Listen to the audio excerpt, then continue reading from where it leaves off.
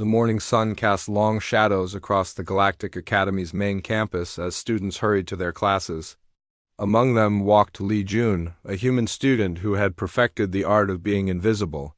He carried his books in a simple bag, wore the standard academy uniform, and moved with the quiet steps of someone who preferred not to be noticed. Professor Vexstar S. Advanced Survival Theory classroom buzzed with excited chatter as Li Jun slipped into his usual seat at the back corner. The massive Crofex students dominated the front rows, their thick gray skin and powerful muscles making the chairs creak under their weight. Behind them sat the crystalline Velinari, their translucent bodies catching the light as they shared information through rapid color changes. The ethereal Zephyrians floated slightly above their seats, their wispy forms communicating through gentle telepathic whispers. Li Jun opened his notebook and prepared to take notes, just as he had done every day for the past 2 years. Nobody paid attention to him. To his classmates, he was just another human, no special abilities, no natural weapons, no remarkable traits. Humans were the newest members of the Galactic Union, and most aliens saw them as unremarkable. "Good morning, students, Professor." Vexstar S. voice rumbled through the classroom. The professor was a Velinari elder, his crystal body showing deep blue patterns that indicated years of experience. "Today we discuss something very important." The classroom fell silent. Even Li Jun looked up from his notebook. "In 3 days you will face the Deathworld examination," Professor Vexstar announced. The room erupted in excited whispers and nervous energy. "This test will determine who among you truly understands survival." A massive Crofex student named Gorth raised his hand. "Professor, which Deathworld will we visit?" "Kethmoran," the professor replied.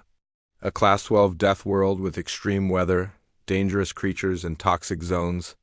You will survive there for 7 standard days." Li Jun continued taking notes while chaos erupted around him. The Crofex students flexed their muscles and talked about crushing any threats. The Velinari began rapid calculations about optimal survival strategies. The Zephyrians shared telepathic plans for group coordination. "Attention!" Professor Vexstar S. voice cut through the noise.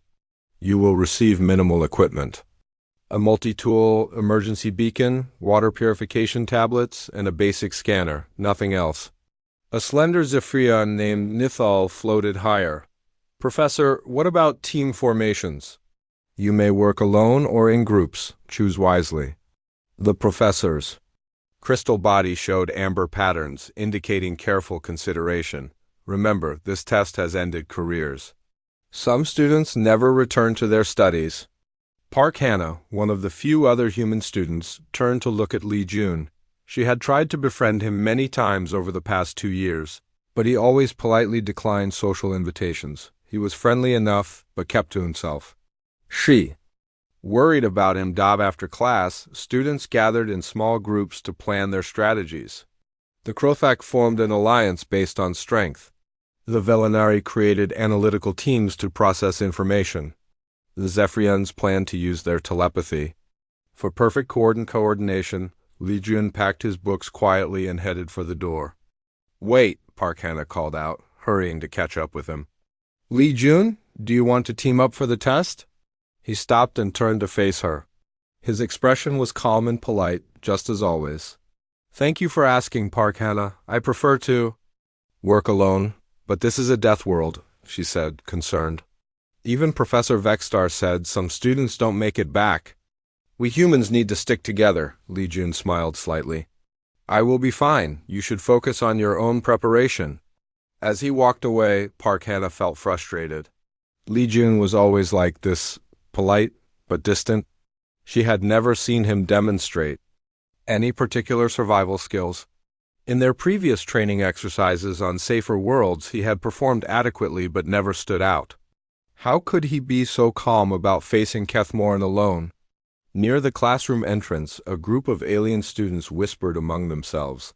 Zichther, a young Crofex, pointed toward Li Jun. "Look at that human.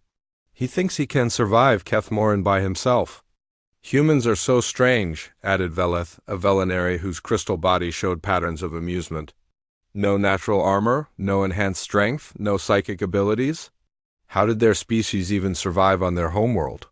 I heard Earth is barely a Class 3 world, said another student. Practically a garden planet compared to where we come from. The group laughed quietly. To them, humans were a curiosity, a species that had somehow achieved space travel despite having no obvious advantages. They were not considered a threat or even particularly interesting. Li Jun continued walking through the academy halls, as if he had not heard the comments. Students from dozens of species filled the corridors, each group showcasing their natural abilities. Krothek students moved with intimidating strength. Velinary displayed complex information through their color patterns. Zephyrians glided effortlessly. Through the air. In contrast, Li Jun simply walked. He did not flex muscles he did not have, show off abilities that did not exist, or try to impress anyone. He looked like exactly what everyone thought he was, an average human student who somehow qualified for the most prestigious academy in the galaxy that evening. In the human dormitory section, Park Hana met with Kim Tae, another human student, studying engineering. They sat in the common area, discussing the upcoming test. I'm worried about Li Jun, Park Hana said. He refused to team up with me and he's planning to go alone. Kim Tae nodded. I asked him to join our engineering. Group 2, he said no. He paused, thinking. In 2 years here, I've never seen Li Jun struggle with anything, but I've never seen him excel either. He's just average at everything. That's what worries me, Park Hana replied. Average won't be enough on Kethmoran. The professor said some students don't come back. Meanwhile, in his small dormitory room, Li Jun sat at his desk reviewing his notes. But these were not the class notes his classmates might expect. Hidden within his regular academic notebooks were detailed observations about every species at the academy. He had spent 2 years watching, listening, and learning. He knew that Krothek students relied too heavily on brute force and struggled with environmental adaptation. The Velinary were excellent at analysis but poor at improvisation. Zephyrians became confused in chaotic situations where their telepathy was overwhelmed. He had studied the Academy's database extensively, learning about every deathworld used for testing. Kethmoran was dangerous, but it followed patterns. Every ecosystem had rules, and Li Jun had spent months learning those rules. As he prepared for sleep, Li Jun allowed himself a small smile. His classmates saw him as unremarkable because that was exactly what he wanted them to see. For 2 years, he had been invisible, gathering information and preparing for exactly this type of test. Tomorrow, everything would change. But for now, he was still the quiet one in class, and that was perfect. The academy's lights dimmed as night cycle began. In dormitories across the campus, students prepared for the challenge ahead. Some trained their bodies, others studied survival manuals, and many formed last-minute alliances. Li Jun simply slept peacefully, like a man with no worries at all. The next morning brought an atmosphere of nervous excitement to Professor Vextar's classroom. Students arrived early, eager to learn more details about the Deathworld examination. Li Jun entered quietly and took his usual seat, pulling out his notebook. As always, Professor Vextar's crystal body displayed serious red patterns as he began the detailed briefing. Kethmoran is not like the training worlds you have experienced. The gravity is 30% higher than standard. The atmosphere contains toxic zones that shift with the weather patterns. A holographic display materialized above the professor's desk, showing a dark, hostile world. Twisted trees with metallic bark reached toward a blood-red sky. Strange creatures moved through dense undergrowth, their forms barely visible in the dim light. The wildlife has evolved for maximum aggression, the professor continued. Plants and animals both consider everything else as either prey or competition. The weather changes without warning, from scorching heat to freezing storms. Gorth, the massive Krothek student, leaned forward. What kind of creatures should we expect? Kethmoran hosts over 3,000 documented dangerous species, Professor Vextar replied. acid-spitting tunnel crawlers, pack-hunting razor beasts, poisonous flying swarms, and territorial stone crushers. The ecosystem is in constant warfare. The hologram showed footage of various creatures. Six-legged predators with dripping fangs stalked through dark forests. Massive beetles with crushing claws fought over territory.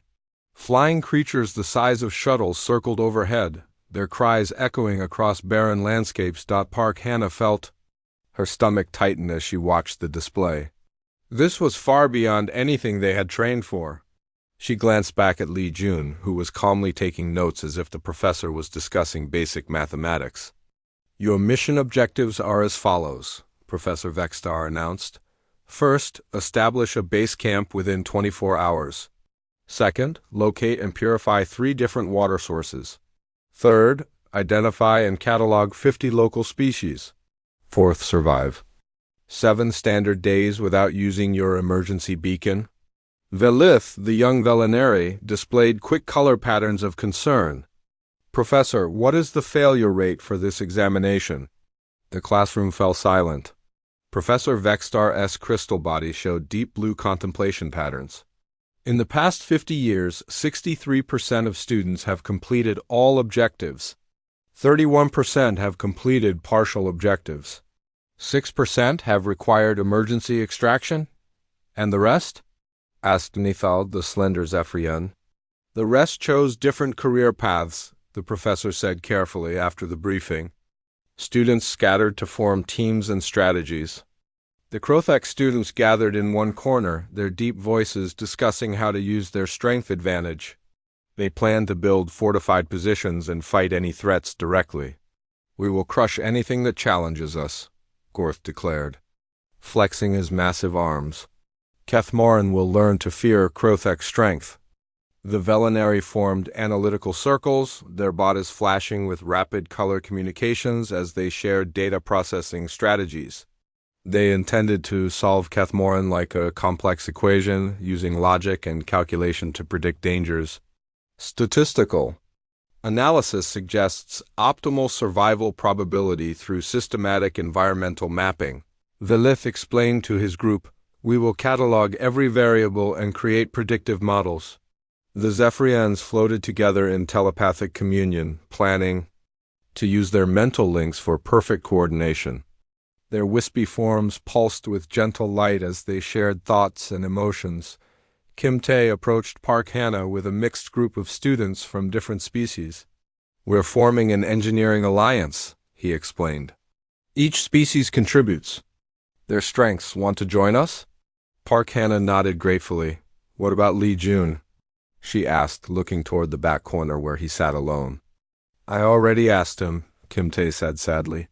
He still says he prefers to work alone. She walked over to Li Jun's desk one more time. He was reviewing his notes, completely calm despite the horrifying briefing they had just received. Li Jun? Please reconsider, she said quietly. This isn't like our training exercises. Students have died on Deathworlds.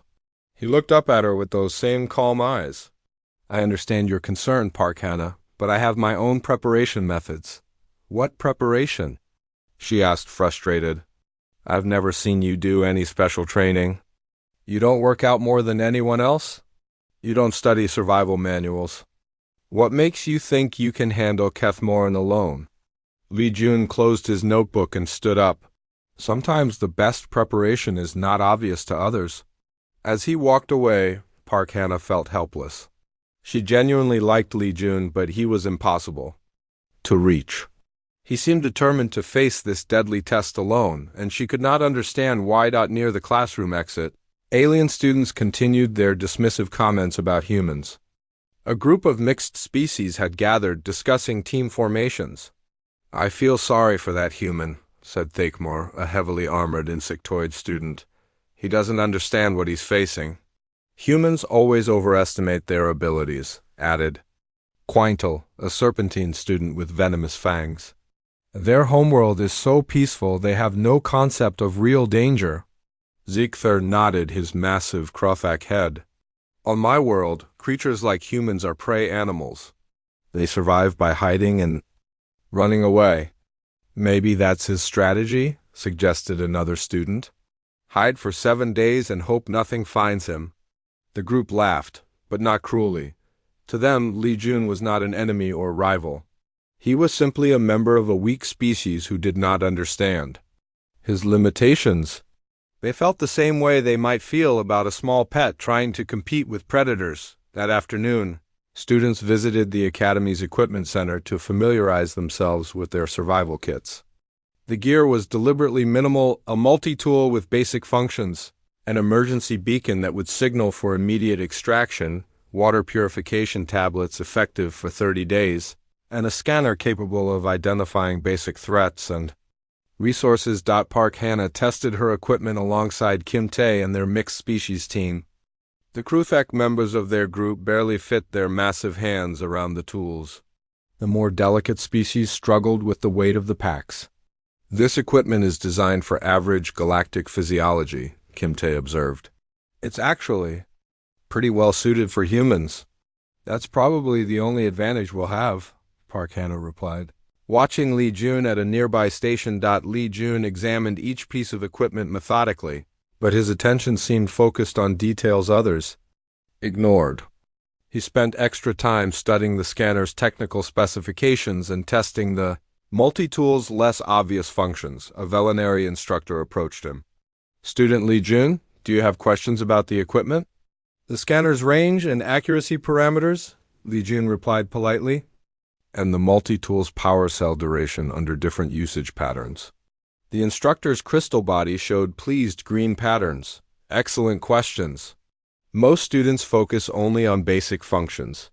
After the equipment session, Professor Vextar gathered all students for final instructions. Transport to Kethmoran begins tomorrow at dawn. You will be dropped in different sectors across the planet's test continent.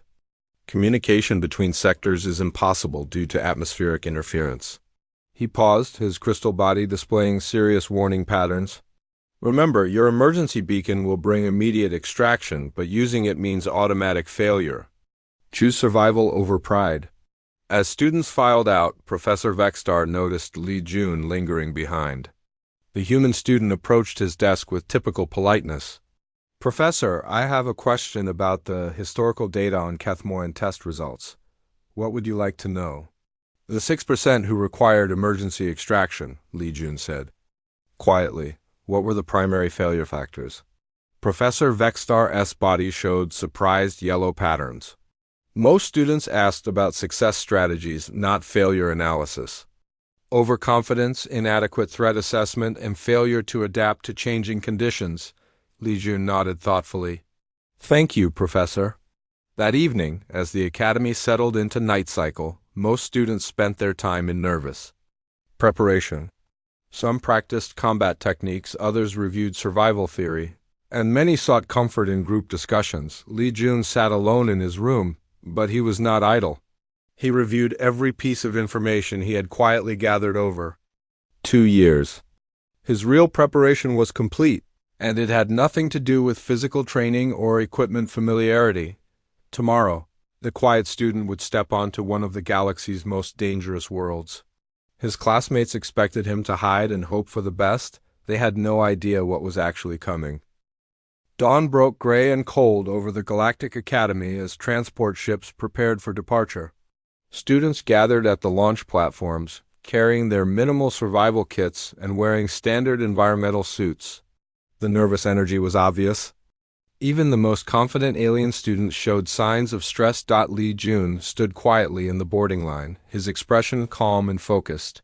He had eaten a light breakfast and checked his equipment one final time, while other students clustered. In groups for last-minute encouragement, he remained alone, observing everything around him. Final boarding call for Transport 7, announced the ship's artificial intelligence. Students assigned to Sector 7, please board now. Park Hannah caught sight of Li Jun moving toward Transport 7. Her heart sank. He was being dropped alone in one of the more isolated sectors. She wanted to say something, offer some encouragement, but he was already boarding. Good luck, she called out anyway. Li Jun turned and gave her a small nod. Take care of yourself, Park Hannah. The transport ships launched in sequence, carrying students toward their destiny on Kethmoran. Through the viewports, the academy became smaller and smaller until it disappeared among the stars. Inside Transport 7, Li Jun was the only passenger. The other students assigned to Sector 7 had formed teams and requested different drop zones. He sat quietly, watching the planet Kethmoran grow larger through the viewport. The world looked exactly as hostile as Professor Vexstar had described. The dark continents were covered in twisted forests and barren wastelands. Strange weather patterns swirled across the surface, creating shifting zones of different atmospheric conditions. Lightning flashed continuously in several regions. "Attention. Passenger," the ship's AI announced. "We are approaching Drop Zone 7 Alpha. Please prepare for deployment." Li Jun checked his equipment harness and moved to the drop pod. The small craft would carry him safely through the atmosphere and land him in his assigned sector. From that moment, he would be completely alone on one of the galaxy's most dangerous worlds. "Drop pod sealed," the AI reported. "Launching in 3.2.1.deploy." The pod ejected from the transport and began its descent through Kethmoran's turbulent atmosphere. Through the small viewport, Li Jun watched the landscape rush toward him.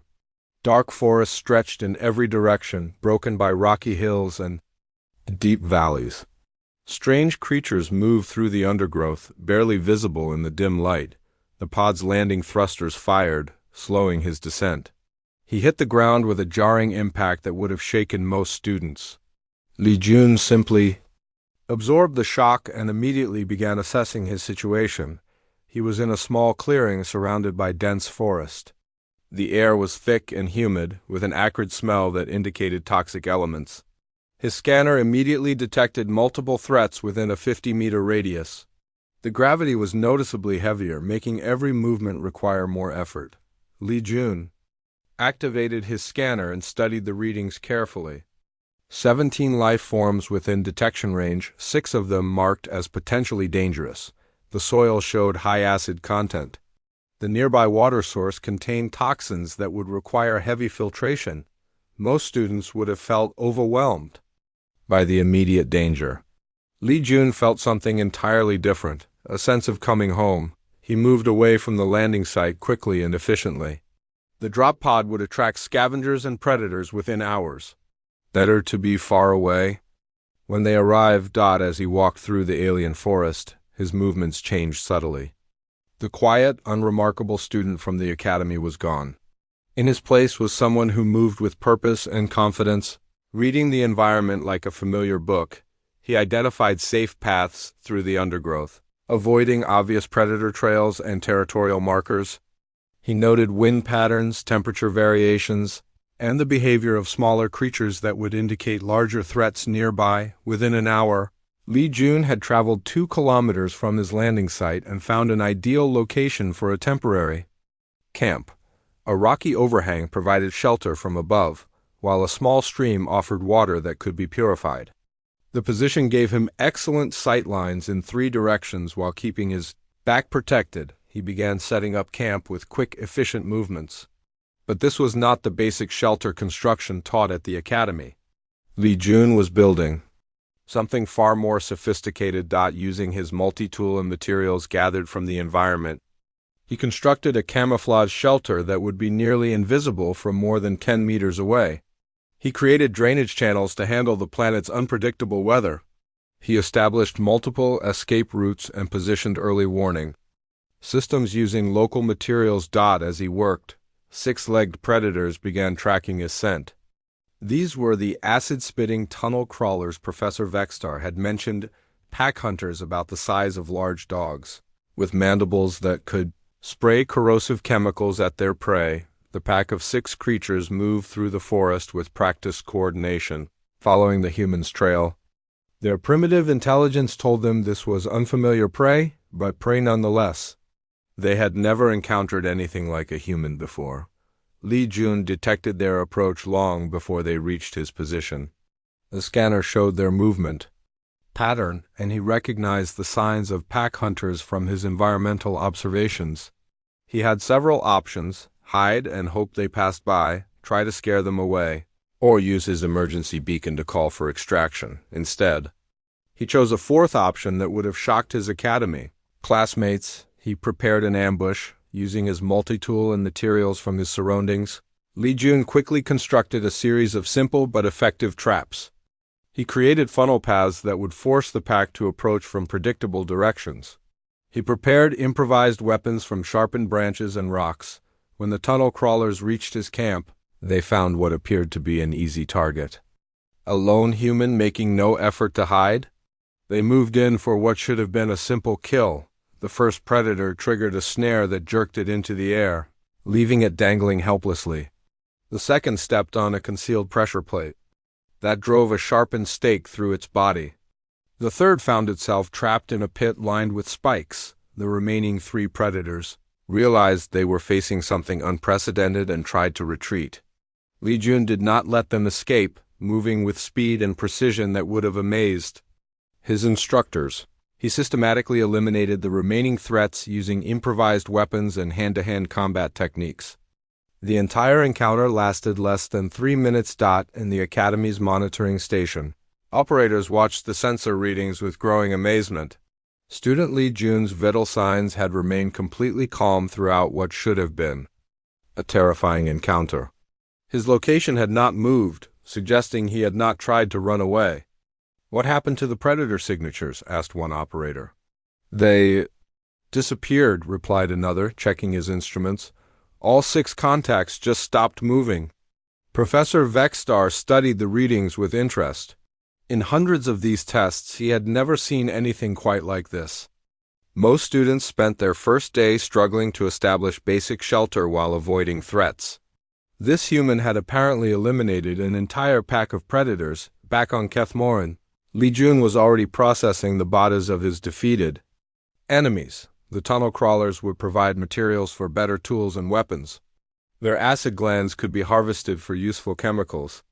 Their meat, properly prepared, would supplement his limited food supplies. As he worked, he remained constantly alert for new threats. The sounds and smells of combat would attract other predators and scavengers. But Li Jun was no longer the hunted. He was establishing himself as a hunter. By the end of his first day on Kethmoran, Li Jun had completed all his basic objectives and several bonus tasks he had set for himself.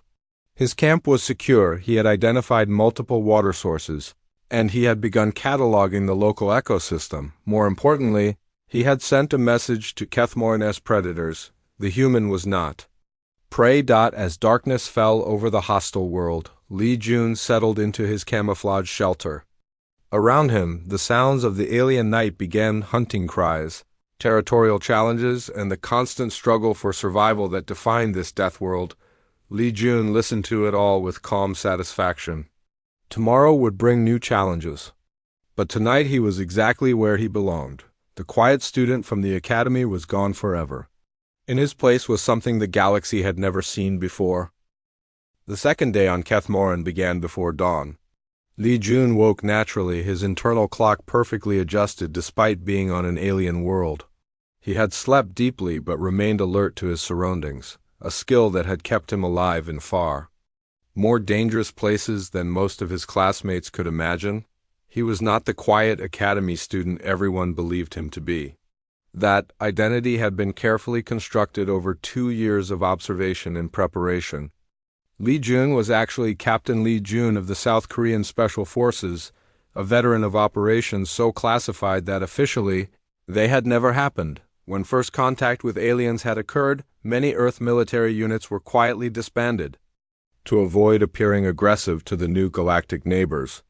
Li Jun's unit had been among those dissolved, their records sealed, their members reassigned to civilian roles.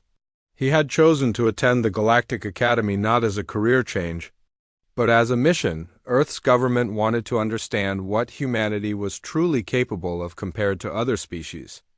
They needed someone who could observe alien capabilities without revealing human potential.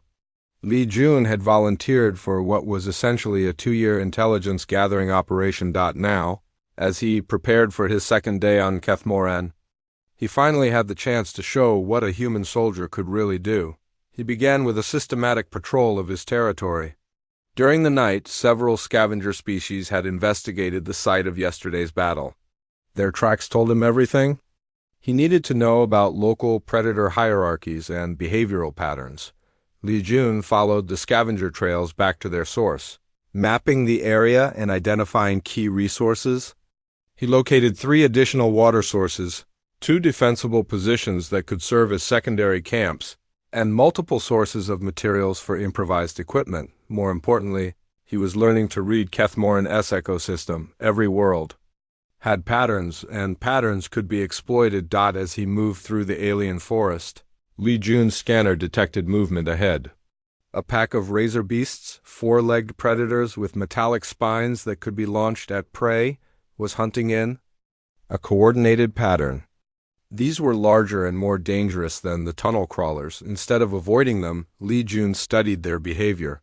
He observed their hunting techniques, communication methods, and territorial boundaries. This information would be valuable for long-term survival on Kethmoran. In the Academy's monitoring station, operators tracked the movements of all students across the planet. Most were struggling with basic survival challenges. Several had already used their emergency beacons and been extracted from the test. "Look at Sector 7, said Monitor YTHKA, a veterinary technician. "Student Li Jun's movement patterns are unusual." Professor Vexstar studied the tracking data. Most students either stayed close to their landing sites or moved in panicked, random directions when threatened. Li Jun was moving in systematic patterns that suggested detailed area reconnaissance. "He's mapping his sector," the professor observed with interest. "Most remarkable." On another screen, they watched Park Hannah's team struggling to establish a basic shelter. The mixed species group was having difficulty coordinating their different abilities and environmental needs. They had managed to find water but were having trouble purifying it effectively. Kim Tae's engineering alliance was faring better, having constructed a functional base camp, but they were still dealing with constant harassment from local predators. Every few hours, they had to defend their position against various threats. The Krothak teams were using their traditional approach of meeting every challenge with direct force. While effective against individual predators, this strategy was exhausting them and attracting larger threats to their positions. The veterinary analytical groups had created detailed threat assessment matrices but were struggling to adapt when reality did not match their calculations.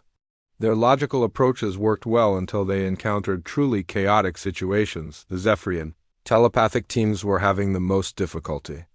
Kethmoran's hostile ecosystem created a constant background of aggressive mental energy that interfered with their psychic coordination. Meanwhile, Li Jun was not just surviving, he was thriving. By midday, he had completed reconnaissance of a 5-kilometer radius around his base camp. He had identified the territorial boundaries of 7 different predator species, located multiple resource sites, and discovered several environmental hazards that could be either avoided or exploited when a lone stone crusher, a massive beetle-like creature with armor plating and crushing claws, wandered into his territory. Li Jun did not flee or hide. Instead, he implemented a plan that demonstrated the difference between academy theory and real-world experience. Stone crushers were known to be nearly invincible due to their thick armor and powerful weapons. Standard academy doctrine recommended avoiding them entirely. Li Jun had different ideas. He had observed that stone crushers were territorial but not particularly intelligent. They relied on intimidation and brute force rather than strategy. They also had a significant weakness that most students would never discover. Their heavily armored shells made them vulnerable to overheating in Kethmoran's humid environment. Li Jun led the stone crusher on a carefully planned chase through dense undergrowth that forced the creature to exert maximum effort. He used terrain features to make the pursuit as difficult as possible for something of the creature's size. After 30 minutes of this, the stone crusher was overheating and exhausted. Its movements became sluggish and it began seeking shade. Rather than continuing the hunt, that was when Li Jun struck. Using climbing techniques learned in mountain warfare training, he scaled the creature's shell and used his multi-tool to disable its sensory organs.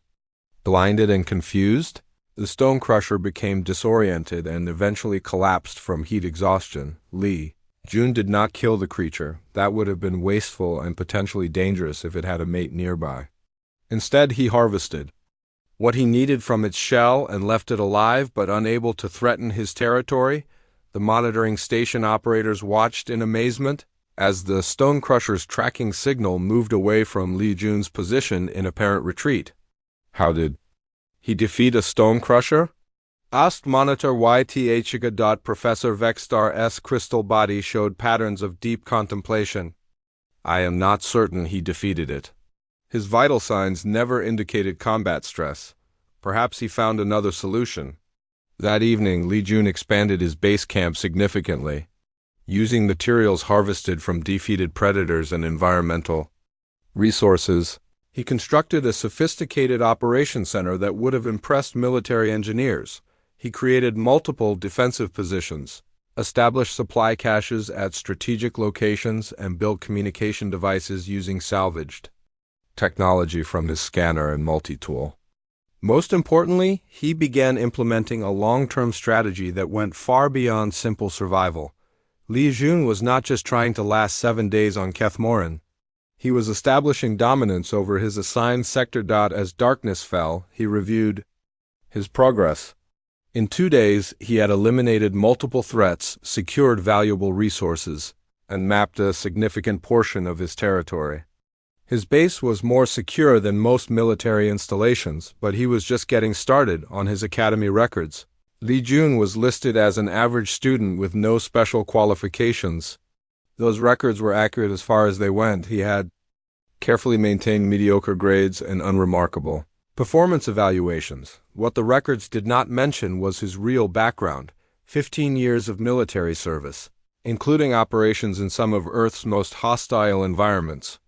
He had survived in Arctic conditions that would kill most aliens, operated in desert heat that exceeded anything on Kethmoran, and fought enemies far more dangerous than the planet's native predators. He had also trained with weapons and tactics that his alien classmates could not imagine. While they relied on natural abilities or advanced technology, Lee Jun had learned to turn anything into a weapon and any situation into an advantage.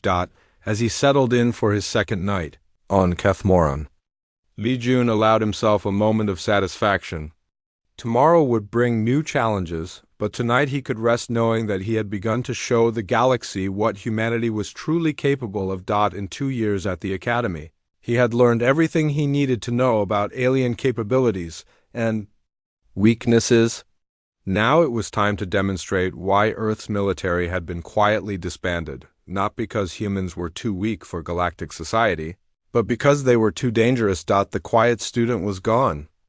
In his place was a human soldier doing what human soldiers did best: adapting, overcoming, and winning against impossible odds. Kethmoran was about to learn why humans had become the dominant species on a world where everything was trying to kill them. By the 4th day on Kethmoran, the monitoring station at the Galactic Academy was in chaos. What had begun as a standard survival test was becoming something unprecedented. Professor Vexstar stood before a wall of displays showing student locations and vital signs across the planet, but his attention was focused entirely on one sector. "This cannot be correct," Monitor Ithka said, her crystal body flickering with confused patterns. "According to these readings, Sector 7's ecosystem is changing." Professor Vexstar studied the environmental data streaming from Lee Jun's area. Predator movement patterns had shifted dramatically. Species that normally competed for territory were avoiding certain areas entirely. The usual chaotic hunting patterns had been replaced by something resembling organized behavior. "Show me the other sectors," the professor requested. The display switched to show the remaining students. Park Hannah's mixed species team had managed to establish a functional camp, but they were still struggling with daily survival challenges. They had lost 2 team members to emergency extractions when a pack of flying predators overwhelmed their defenses. Kimte's engineering alliance was doing better, having built impressive fortifications, but they were exhausted from constant defense. Every day brought new attacks that forced them to expend energy and resources just to maintain their position. The Krothek teams had suffered several casualties. Their direct force approach was effective against individual threats, but had attracted the attention of larger predators. Two teams had been forced to combine their remaining members just to have enough strength to continue. The Velinary analytical groups were experiencing system failures. Their carefully calculated strategies fell apart when faced with the planet's chaotic nature. Several had used their emergency beacons rather than face situations their logic could not solve. The Zephyrian telepathic teams were in the worst condition. The planet's hostile mental environment had driven several members to near breakdown. Their psychic coordination had become a liability rather than an advantage. 47 students have used emergency extraction, reported another monitor. 31 partial objective completions, 12 complete failures, and Sector 7? Professor Vexstar asked. Student Li Jun has completed all primary objectives and appears to be working on advanced challenges we did not assign, came the puzzled reply. On Kethmoran, Li Jun was indeed working on objectives that went far beyond the Academy's test requirements. He had discovered something that changed everything about the examination. He was not alone in Sector 7. 3 days earlier, another student had been dropped in a neighboring zone. Nam-Su, a young human from Park Hannah's tactical program, had been separated from her team when atmospheric storms forced their transport to make emergency course corrections. She had been surviving alone, barely managing to find shelter and water. Li Jun had detected her presence through careful observation of environmental changes.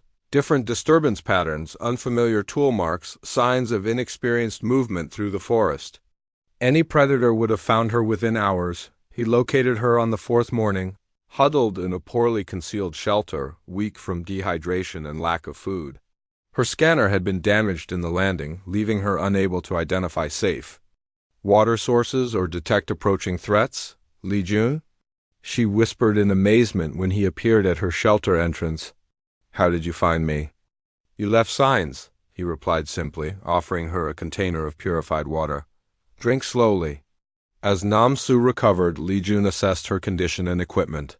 She had been resourceful with her limited supplies but lacked the experience to survive long-term in this environment. Without intervention, she would be forced to use her emergency beacon within days. I don't understand, she said, as he efficiently improved her shelter and established better concealment. How are you doing this? In class, you never seemed to know anything about survival. Li Jun continued working as he spoke. Classroom knowledge and field experience are different things. But where did you learn field experience? Earth doesn't have death worlds. He paused in his work and looked at her directly. Earth has something more dangerous than death worlds. It has humans. Over the next several hours, Li Jun demonstrated capabilities that amazed Nam-Su. He identified edible plants that her damaged scanner could not recognize. He tracked local predator movements with uncanny accuracy. He built tools and weapons from local materials that were more effective than their Academy-issued equipment. Most impressively, he seemed to understand the ecosystem in ways that should have taken weeks of study. He knew which areas were safe, at different times of day, how to mask their scent from various predators, and how to move through the environment without disturbing territorial markers. We need to move to a better position, Li Jun announced after completing his assessment. This location will be discovered soon. Move where? Nam-Su asked nervously.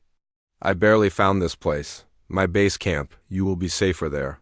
The journey to Li Jun's territory took 4 hours, but it opened Nam-Su's eyes to what one human could accomplish on a death world. His base camp was not just a shelter, it was a sophisticated operational center that would have impressed military commanders. Defensive positions covered all approaches. Multiple escape routes had been prepared and camouflaged. Supply caches were hidden throughout the area. Early warning systems used local materials to detect approaching threats. This is impossible, Nam-Su breathed as Li Jun showed her around the facility. How did you build all this in 4 days? Efficient use of resources and proper planning, he replied. Also, the local predators have learned to avoid this area. That statement proved true throughout the day. While Namsu could hear the sounds of dangerous creatures in the distance, nothing approached Li Jun's camp. The predator seemed to recognize that this territory belonged to something more dangerous than they were in the monitoring station.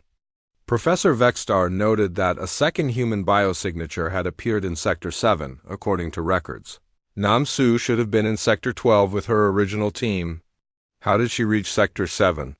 He wondered aloud. The tracking data showed that Namsu had not moved. Li Jun had gone to her location and then brought her back to his base. This suggested a level of area awareness and tactical capability that exceeded anything in his academy.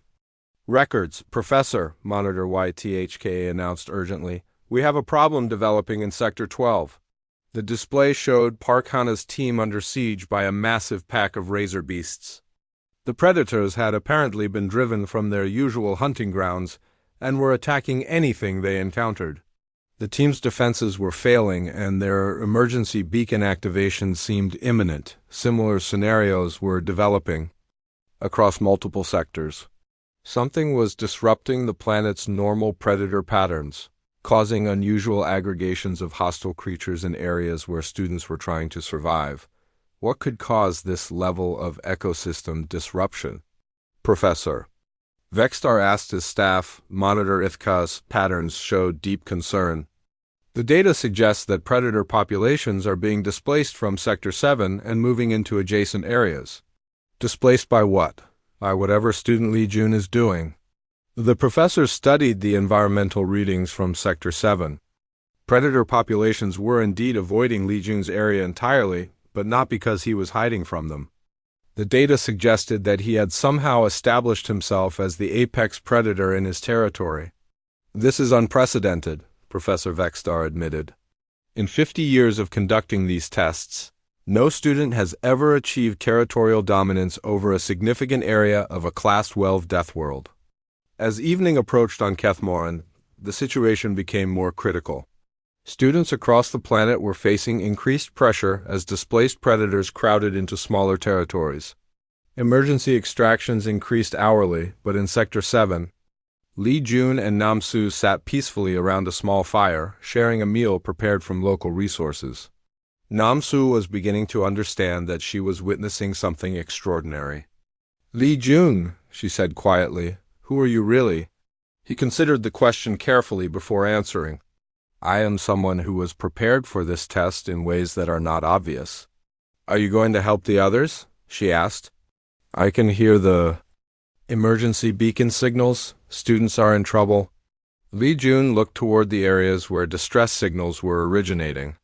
His disruption of local predator patterns was indeed causing problems for other students, but he had anticipated this. Yes, he said simply. Tomorrow we begin the rescue operations. Namsu stared at him in amazement. While everyone else was struggling just to survive, Li Jun was planning to rescue his classmates from across the planet.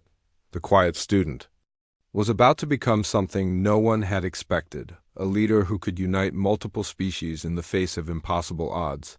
But first, he had to show them that a human could do more than just survive on a death world. He could master it. The fifth day on Kethmoran began with emergency beacon signals flashing across the Academy's monitoring screens. 3 more student teams had been forced to request extraction during the night. Professor Vexstar watched the displays with growing concern as the test that was meant to challenge students was becoming a disaster. Sector 12 is in crisis, reported Monitor YTHK. Park Hana's team is surrounded by displaced razor beasts. Their defenses will not hold much longer.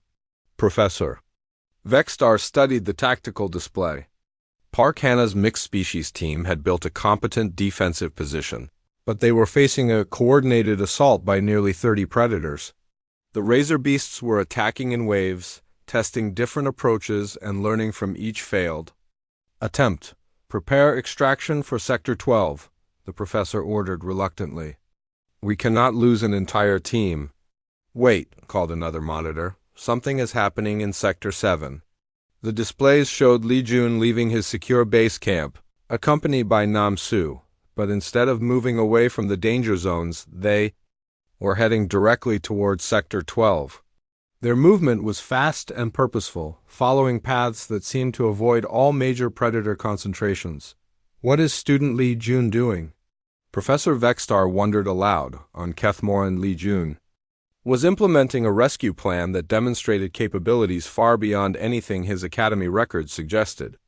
He had spent the previous evening analyzing the distress signals and environmental data, calculating optimal approach routes to each endangered team. "Stay close and follow my signals exactly," he instructed Namsu as they moved through the dangerous terrain. "Do not deviate from the path I choose." Namsu nodded, still amazed by the transformation in her quiet classmate. Li Jun moved through the hostile environment like he belonged there, reading signs and dangers that were invisible to her. He avoided predator territories not through luck or fear, but through precise knowledge of their behaviors and patrol patterns. They reached the edge of Sector 12 within 2 hours. From a concealed observation position, Li Jun assessed the situation facing Park Hannah's team. The Razor Beasts had the students completely surrounded and were systematically testing their defenses. "We have to help them," Namsu whispered urgently. "We will," Li Jun replied calmly, "but not by charging into the middle of 30 predators." He studied the terrain carefully, noting wind patterns, cover positions, and the Razor Beasts' behavioral patterns. These creatures were pack hunters, but they relied on intimidation and overwhelming numbers rather than sophisticated tactics. Li Jun had dealt with similar situations before, though never involving alien predators. The principles remained the same: disrupt the enemy's coordination, create confusion, and exploit their weaknesses. "What are you doing?" Namsu asked as Li Jun began preparing what appeared to be improvised explosives from his multi-tool and local materials. "Creating a distraction," he explained. "Razor Beasts are territorial. They will respond predictably to certain stimuli." He positioned several small charges at strategic points around the battle area, then activated them in sequence. The explosions were not large enough to harm the Razor Beasts directly, but they created sounds and smells that suggested the arrival of a larger predator species. The effect was immediate. The Razor Beasts' coordinated attack dissolved into confusion as they tried to identify this new threat.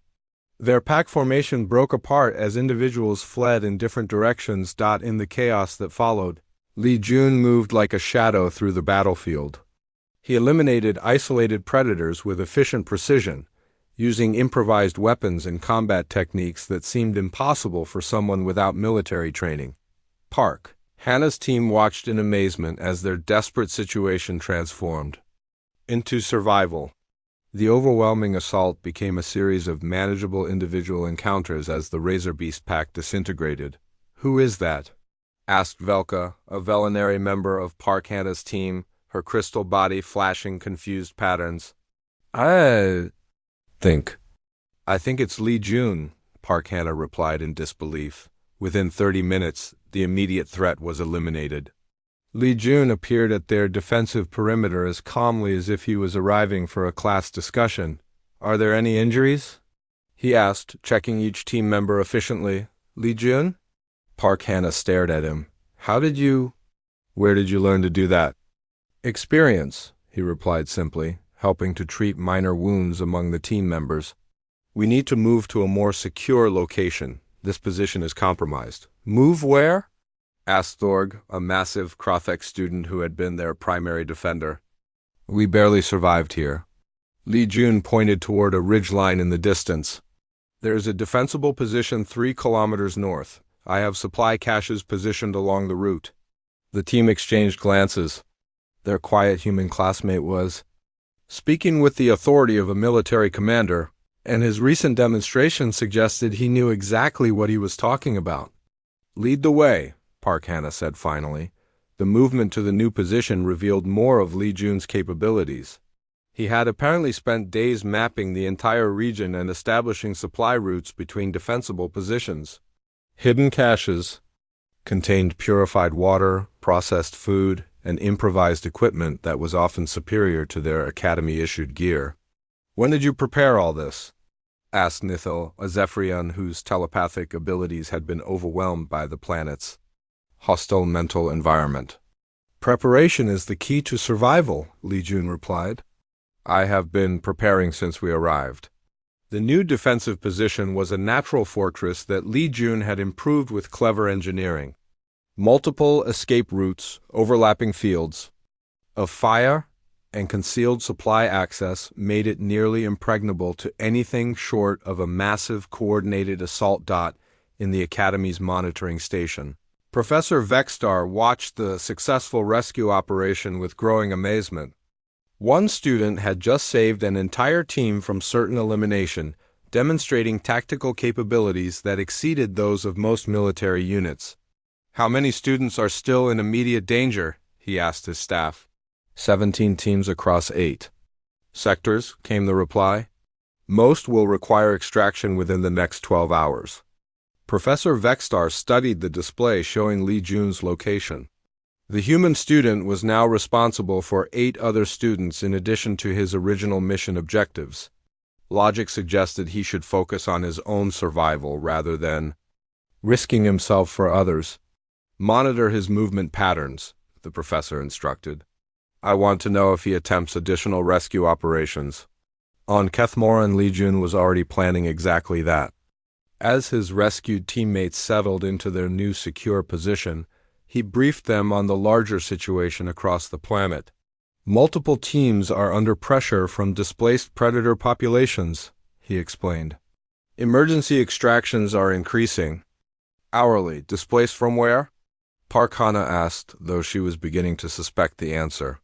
From Sector 7, my activities have disrupted normal territorial patterns. Your activities? Thor grumbled. What exactly have you been doing? In Sector 7? Li Jun considered how much to reveal. His classmates were beginning to understand that he was not the unremarkable student they had known at the academy. But they were not yet ready for the complete truth. I've established operational control over a significant territory, he said carefully. This has caused ecological displacement that is affecting other students. Operational control? Park Hana repeated. Li Jun, what are you talking about? Instead of answering directly, he activated a communication device he had constructed from salvaged scanner components. The device crackled to life, receiving emergency beacon signals from across the planet. Kim Tae's engineering team is under siege in Sector 4, Li Jun reported, interpreting the signals. The Velinary Analytical Group in Sector 9 is surrounded by stone crushers. 3 Krothak teams have been forced to combine positions. In Sector 15, he turned to face his rescued teammates.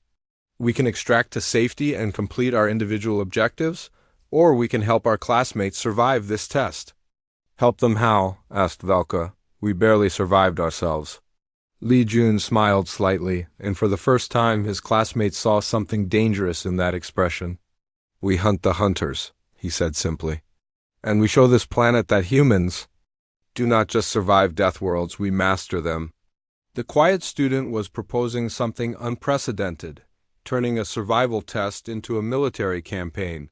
With himself as the commanding officer and his classmates as his troops, Professor Vexstar was about to discover what happened when you gave a human soldier a deathworld to play with. The 6th day on Kethmoran began with an impossible sight on the Academy's monitoring screens. Student teams that had been isolated and desperate were now moving in coordinated patterns across the planet. More impossibly, they were winning, Professor. Vexstar stood before the tactical display, his crystal body showing patterns of amazement and confusion. Explain to me how 17 separate student teams are now operating as a unified force. Monitor Ithka's readings flickered rapidly as she processed the data. All teams are following movement patterns that originate from Sector 7. Student Li Jun appears to be coordinating operations across the entire test continent. That is impossible, Professor Vexstar replied. Individual scanners do not have the range or power for planet-wide communication. But the evidence was undeniable. Student teams that had been on the verge of elimination were now conducting successful operations against Kethmoran's most dangerous predators. The chaotic survival test had transformed into something resembling a military campaign. On Kethmoran, Li Jun had spent the previous night establishing a communication network that connected every remaining student team on the planet, using salvaged components from damaged equipment and materials harvested from defeated predators. He had created relay stations that could transmit across continental distances. "This is Li Jun to all teams," his voice crackled through improvised communicators. "Begin Operation Apex Dawn. Team 7, you are clear to advance on the Stone Crusher nest. Team 12, redirect the Razor Beast pack toward coordinates 9-7 Alpha. From his command position on a mountain ridge overlooking multiple sectors, Li Jun orchestrated rescue operations with the precision of an experienced military commander. His alien classmates followed his orders without question, having learned that the quiet human student possessed knowledge and capabilities that exceeded anything in their academy training. Park Hannah led a mixed-species assault team against a territorial predator that had been threatening Kim Tae's engineering group. "I still can't believe this is the same person who sat quietly in the back of our classes," she said into her communicator. "Belief is not required," Li Jun's voice replied calmly. "Only execution. Remember, stone crushers are vulnerable to coordinated attacks on their sensor clusters." The assault proceeded exactly as Li Jun had predicted. The massive predator, accustomed to intimidating individual prey, could not adapt to the coordinated tactics of multiple species working together. Within minutes, it was retreating from its own territory. In Sector 4, Kim Tae's engineering team was implementing Li Jun's designs for mobile defensive platforms. "These construction techniques are amazing," Kim Tae reported. "How did you learn advanced siege engineering?" "Experience builds competence," Li Jun replied. "Focus on the eastern approach. Tunnel crawlers will attempt a flanking maneuver in approximately 10 minutes. The prediction proved accurate. Kim Tae's team was ready when the pack of predators emerged from their underground network, and the ambush was swift and decisive across the planet. Similar scenes played out as Li Jun's strategic planning and tactical coordination turned the tables on Kethmoran's ecosystem. Predators that had terrorized students for days found themselves outmaneuvered and outfought by coordinated alien teams following human military doctrine. Professor Vextar finally understood what he was witnessing. "This is not a survival test anymore," he announced to his monitoring staff. "Student Li Jun has turned it into a conquest operation." The realization was staggering. In 6 days, one human student had not only survived a Class 12 Deathworld, but had established command and control over every other student on the planet. More importantly, he was teaching them to fight and win against creatures that should have been far beyond their capabilities. "Professor," Monitor Ithka called urgently, "we need to see this." The main display showed Li Jun's current position. He was not safely coordinating from a distant command post. Instead, he was leading the most dangerous operation personally, a direct assault on the massive alpha predator that dominated the planet's central territory. The creature was a behemoth called a Void Stalker, a solitary hunter the size of a building that even Professor Vextar had never expected students to encounter. It was supposed to remain in the deep wilderness, far from any test areas. "Why is he engaging that creature?" Professor Vextar demanded. "The test objectives do not require confronting alpha-level predators." On Kethmoran, Li Jun approached the Void Stalker's territory with Namsu and a volunteer strike team composed of the best fighters from various species. The massive predator had been driven from its usual hunting grounds by the disruption Li Jun's operations had caused across the ecosystem. "Are you certain about this?" asked Gorth, the massive Krothek who had volunteered for the dangerous mission. "This creature could kill all of us." "Yes, it could," Li Jun agreed calmly. "But it will not, because we are not going to fight it the way it expects to be fought." He explained his plan in simple, clear terms. The Void Stalker was an apex predator that had never faced coordinated resistance.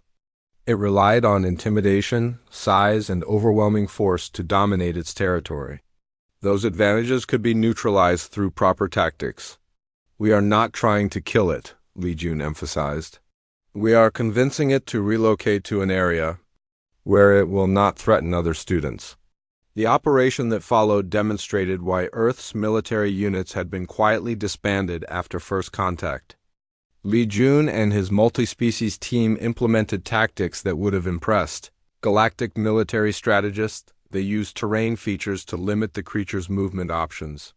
They coordinated attacks from multiple directions to confuse its defensive responses.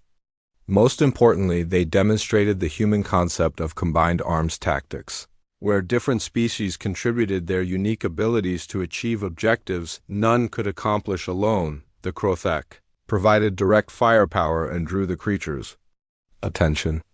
The Velinari calculated optimal timing and positioning. The Zephyrians, recovered from their earlier telepathic difficulties, provided real-time coordination. Namsu used her tactical training to identify the creature's behavioral patterns, and Li Jun orchestrated it all with the calm precision of someone who had done this type of thing many times before. The Void Stalker, faced with a type of threat it had never encountered, eventually withdrew to seek easier hunting grounds in the deep wilderness. No one was killed, and the mission objectives were achieved with minimal resource expenditure. Incredible, Professor Vextar breathed as he watched the operation conclude successfully. He just convinced a Void Stalker to relocate using coordinated, small unit tactics. But the most remarkable discovery was yet to come. As Li Jun's teams completed their operations across the planet, a pattern emerged that changed everything about the Deathworld examination. Professor, Monitor YTHK announced with amazement, every student on the planet has now completed their primary objectives. There have been no emergency extractions in the past 18 hours. Professor Vextar checked the readings himself. It was true. For the first time in the Academy's history, a Deathworld examination was achieving a 100% success rate. More than that, students were completing bonus objectives that had never been assigned. They were cataloging species that had never been documented. They were establishing permanent resource sites that could support future research operations. Li Jun had not just saved his classmates. He had transformed the entire test into something unprecedented. As the sixth day ended, Professor Vextar made a decision that would change galactic education forever. He activated the emergency communication system to contact the Academy Board. Directly, this is Professor Vextar, he announced. I need to speak with the Academy Council immediately. We have a situation that requires the highest level of review. What type of situation? Came the reply. We have a student who has just demonstrated capabilities that exceed our current understanding of species potential. I believe we need to reconsider our assumptions about human psychology and tactical aptitude. On Kethmoran, Li Jun settled in for his sixth night on the Deathworld. Around him, his classmates from multiple species worked together. With efficiency that would have been impossible a week earlier, they had learned something important about humans and about themselves. Working together under proper leadership, they could achieve things that none of their species had ever accomplished alone. Tomorrow would bring the final day of the test. But Li Jun had already achieved something more valuable than passing grades. He had shown the galaxy that humans were not just another species to be catalogued and studied.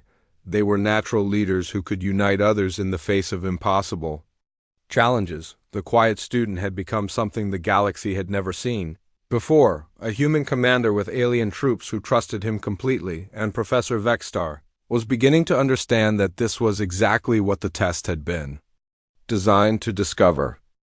The seventh and final day of the Deathworld examination began with an unprecedented event in the Galactic Academy's history.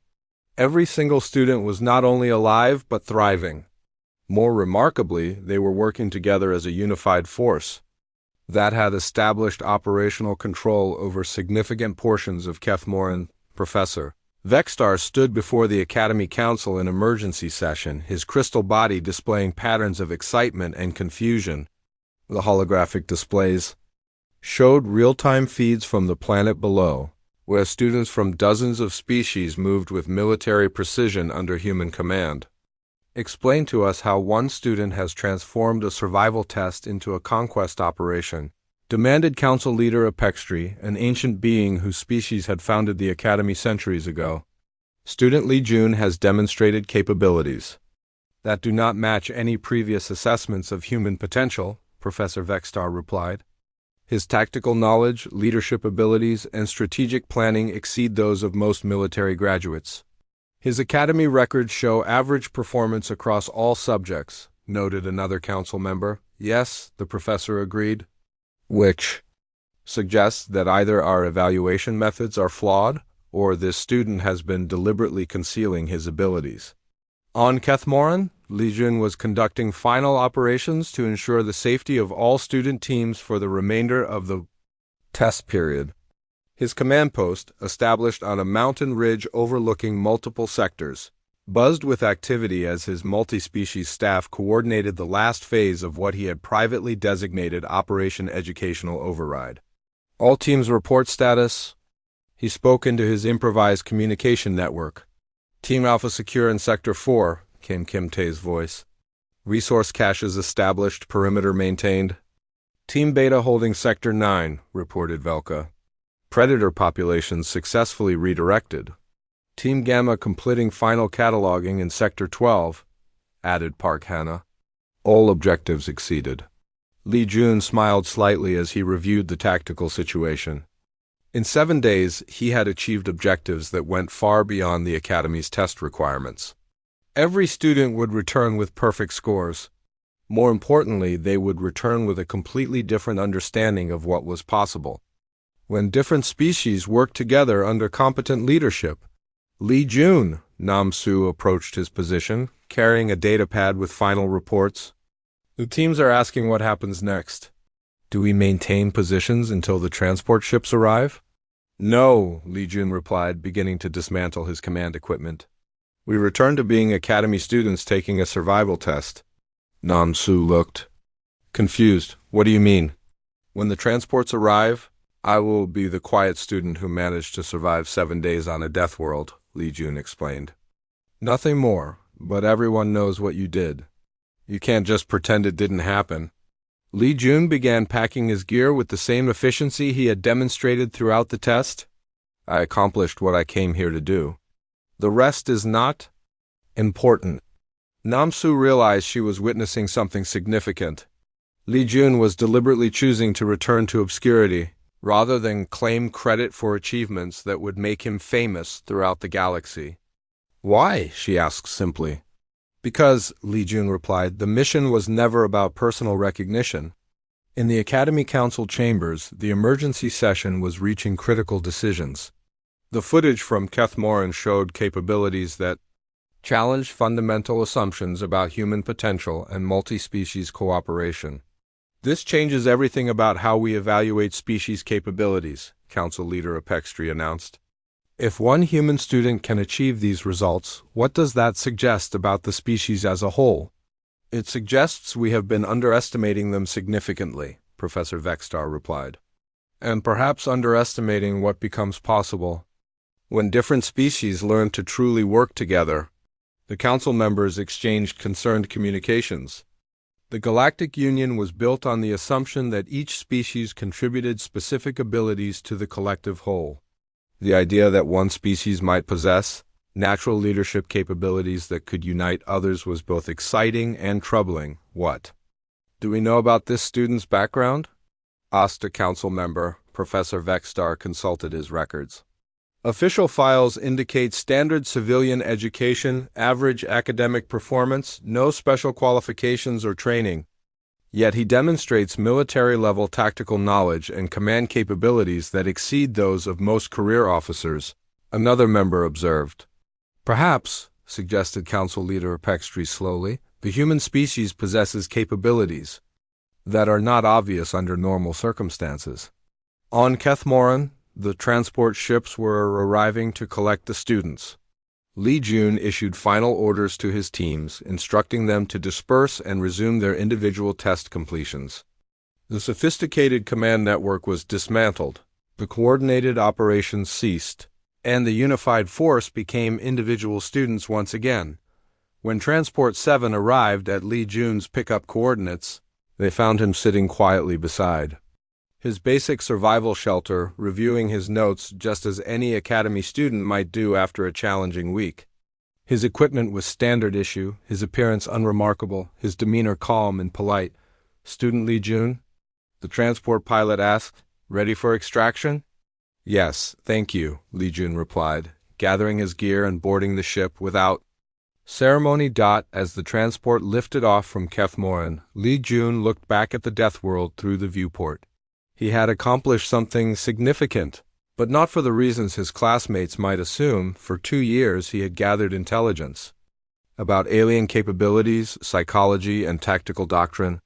The Deathworld examination had provided the perfect opportunity to test human leadership methods against galactic challenges while demonstrating what became possible when different species learned to work together. His real mission was complete. Earth's government now had detailed information about alien strengths and weaknesses, along with proof that human military doctrine could be adapted for multi-species operations. More importantly, they had demonstrated that humans possessed natural leadership abilities that could unite diverse alien forces. When the transport ships returned to the Galactic Academy, they carried students who had achieved the impossible. Every participant had survived the test.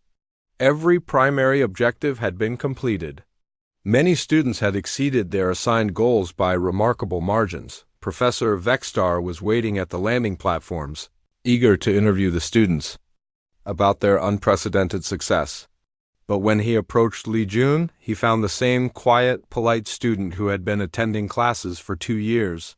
"Student Li Jun," the professor said carefully, "your performance monitoring indicated exceptional results. Would you care to explain how you achieved your objectives?" Li Jun considered the question with typical thoughtfulness. "I followed standard survival protocols, Professor. Establish shelter, secure resources, avoid unnecessary risks. The monitoring data suggests you accomplished significantly more than basic survival." "Perhaps the monitoring equipment experienced calibration errors," Li Jun replied politely. "Deathworld environments can interfere with electronic systems." Professor Vexstar studied the human student carefully. There was something different in Li Jun's eyes now, a depth of confidence that had not been there before. But his demeanor remained exactly as unremarkable as always. In the weeks that followed, the Deathworld examination results were analyzed extensively. Every participating student received perfect scores. The test was declared the most successful in Academy.